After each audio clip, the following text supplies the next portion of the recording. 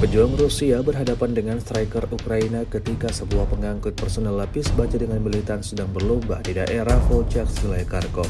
Rekamannya ramai beredar di media sosial Telegram pada Senin 4 November 2024. Tentara dari kelompok pasukan utara melihat kendaraan buatan Amerika dari pantauan UAV.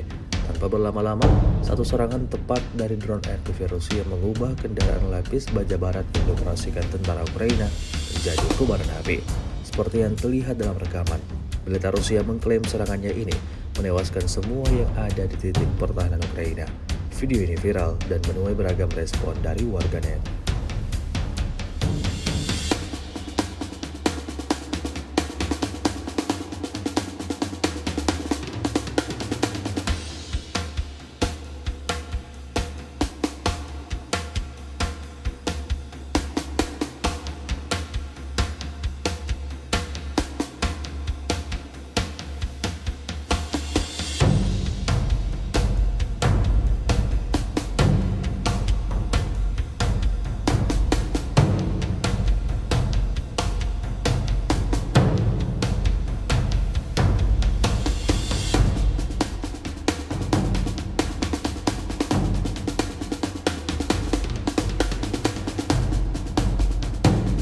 Download Tribun X sekarang, menghadirkan lokal menjadi Indonesia.